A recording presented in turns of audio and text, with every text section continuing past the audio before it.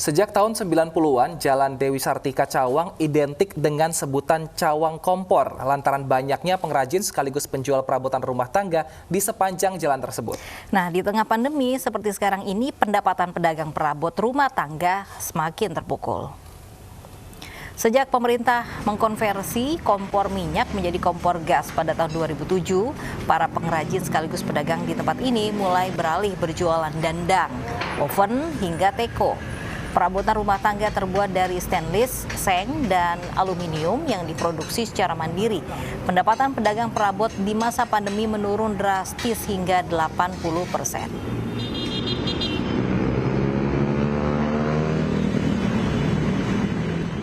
Dan untuk mengetahui kondisi para pengrajin dan pedagang perabot rumah tangga yang bertahan di tengah pandemi, kita sudah terhubung dengan Revika Sibarani di sana.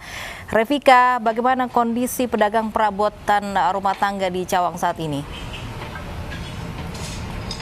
Ya, Lovie, Wilson, dan pemirsa sudah tahu belum kalau di sepanjang Jalan Dewi Sartika yang berada di Cawang, Jakarta Timur, ini memiliki julukan sebagai Cawang Kompor. Mengapa demikian? Lantaran pada tahun 1990 di tempat ini banyak pengrajin sekaligus pedagang, yakni kompor minyak tanah yang berjualan di tempat ini. Namun, betul sekali Lovie, sejak tahun 2007 semenjak pemerintah mulai mengkonversi kompor minyak tanah menjadi kompor gas, akhirnya para pedagang yang bertahan untuk berjualan di tempat ini harus menginovasi dagangan mereka, yakni dengan mereka memproduksi barang-barang perabotan rumah tangga lainnya yang hingga kini masih relevan dalam kehidupan sehari-hari. Dan untuk mengetahui apa saja barang-barang perabotan rumah tangga yang diproduksi dan dijual di tempat ini, saya akan mengajak berbincang Lovie, Wilson, dan pemirsa, salah seorang pengrajin dan juga pedagang yang ada di tempat ini. Selamat siang Bapak Wajri, boleh bergabung bersama saya Pak?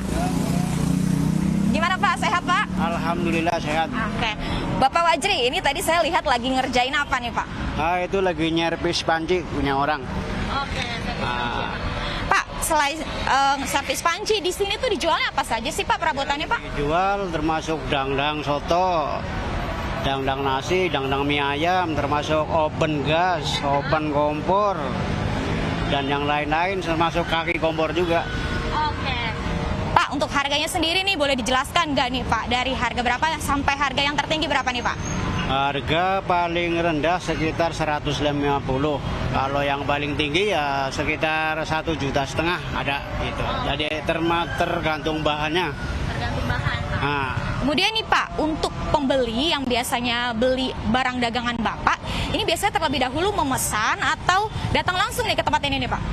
Ada yang memesan lewat telepon, kalau yang langganan, kalau yang nggak langganan ya datang sendiri ke sini gitu, sesuai ukuran dia punya gitu. Oke. Kemudian nih Pak, di tengah pandemi COVID seperti saat ini, apakah dagangan Bapak ini berdampak begitu terhadap pemasukan Bapak sehari-hari? Ya berdampak banget sih.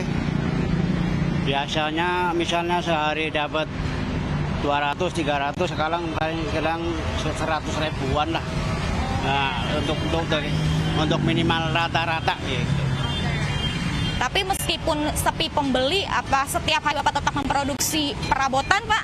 Nah, kalau lagi nggak ada kerjaan, saya bikin dagangan. Tapi kalau lagi ada pesanan, ya bikin pesanan gitu aja. Jadi untuk mengisi waktu kosong, saya bikin dagangan gitu. Iya. Bapak, terima kasih untuk waktunya. Tetap semangat ya Pak, di tengah pandemi COVID tetap semangat untuk berkarya ya Pak. Silakan beraktivitas kembali Pak. Ya Wilson, Lovie, dan pemirsa, kita semua berharap agar pandemi COVID ini segera berakhir, agar pengrajin yang menggantungkan hidupnya dengan menjual dagangannya ini dapat kembali menikmati penghasilan secara normal seperti sedia kala. Wilson dan Lovie. Ya Revika, saya penasaran kalau misalnya kita ke sana, apakah memang ini bisa dikirim ke luar Pulau Jawa misalnya kita dalam beli jumlah banyak, apakah juga dikirim ke Sumatera atau ke wilayah Sulawesi? Bisa nggak mereka melayani hal-hal seperti itu nggak? Ya, Wilson, berdasarkan bincang kami tadi dengan Pak Wajri, memang dikatakan kebanyakan, apalagi di tengah pandemi COVID seperti saat ini, memang sedikit pembeli yang datang secara langsung ke kios Bapak Wajri, sehingga memang Bapak Wajri ini lebih mayoritas melayani pelanggannya yang terlebih dahulu menelponnya untuk akhirnya membuat perabotan rumah tangga seperti memang biasanya dandang, kemudian juga teko dan oven dengan ukuran yang disesuaikan dengan pelanggannya, sehingga dapat kami informasikan ketika Bapak Wajri ini mendapatkan pesanan begitu dari Pulau Jawa, dari luar Pulau Jawa maksud kami, ini Bapak Wajri juga akan dengan setia untuk melayani para pelanggannya. Wilson. Baik, terima kasih Revika Sibarani langsung dari pembuatan perabotan rumah tangga di Cawang, Jakarta Timur.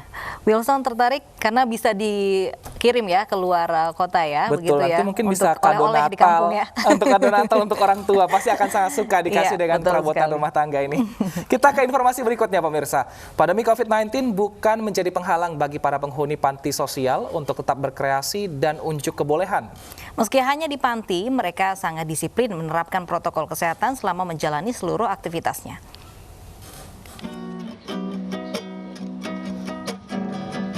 Bermain gitar menjadi salah satu kegiatan yang dilakukan anak-anak penghuni Panti Asuhan Berkat Kasih Immanuel di Cilincing, Jakarta Utara. Bagi mereka, pandemi bukanlah penghalang untuk melakukan aktivitas. Berbagai kegiatan mereka lakukan dengan tetap menerapkan protokol kesehatan. Selama pandemi berlangsung, Panti Asuhan Immanuel mengalami kesulitan karena berkurangnya donasi dari masyarakat. Kondisi ini menjadi perhatian Partai Perindo sebagai partai yang dekat dengan masyarakat. Perindo memberikan bantuan berupa sembako untuk memenuhi kebutuhan anak-anak penghuni panti. Partai Perindo itu selalu hadir, selalu ada bersama masyarakat yang membutuhkan. Kami datang bukan hanya menjelang pemilu, ini sudah jauh dari pemilu, tapi Partai Perindo ingin menyatakan bahwa kepeduliannya itu benar-benar tanpa pamrih.